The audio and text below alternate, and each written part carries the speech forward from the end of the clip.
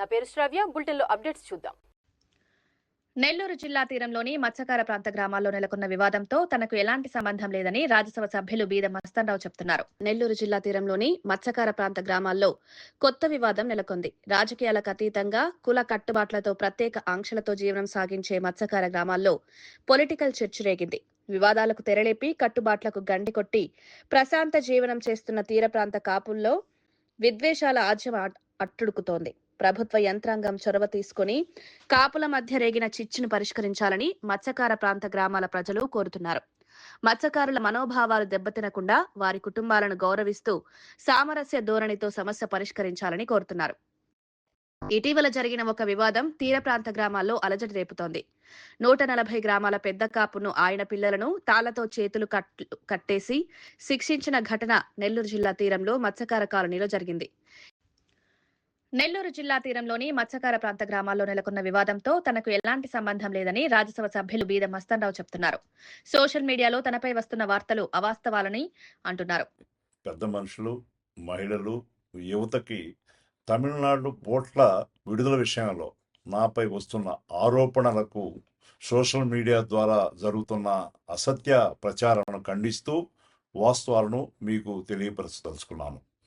గత 8 మాసాలుగా తమిళనాడు బోట్ల విషయంలో తమిళనాడు బోట్ల ఓనర్లకు మన మత్స్యకార గ్రామాలకు జరుగుతున్న వివాదంలో నేను ఏ అధికారితో కానీ మత్స్యకార గ్రామాల పెద్దలతో కానీ ఇంతవరకు మాట్లాడటం జరగలేదు.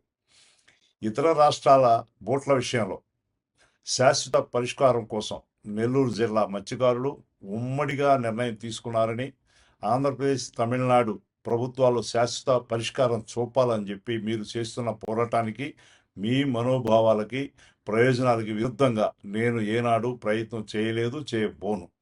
ఈ వ్యవహారంపై విచారణ జరిపి నిజాలు, వాస్తవాలు వెలుగులోకి తీసుకురావాలని గౌరవ ముఖ్యమంత్రి వర్యులు శ్రీ నారా చంద్రబాబు నాయుడు గారిని కూడా కోరడం జరిగింది. రాజ్యసభ సభ్యునిగా గౌరవ ప్రధానమంత్రి శ్రీ నరేంద్ర మోడీ గారికి, అదేవిధంగా హోం శాఖ మంత్రులు శ్రీ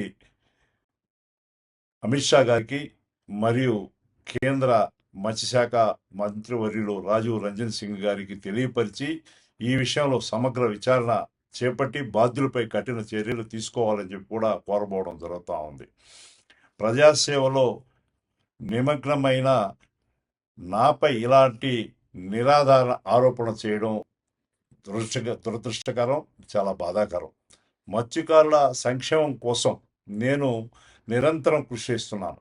మన జిల్లాలో చేపట్టిన అనేక అభివృద్ధి మరియు మత్స్యకార సంక్షేమ కార్యక్రమాల కోసంగా మత్స్యకారులకు చేస్తున్న సేవ మీ అందరికీ తెలిసిందే.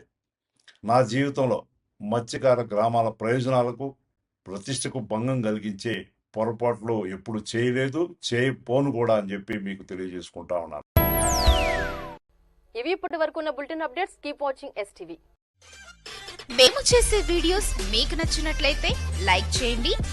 అలాగే మరిన్ని ఇంట్రెస్టింగ్ అప్డేట్స్ కోసం మా STV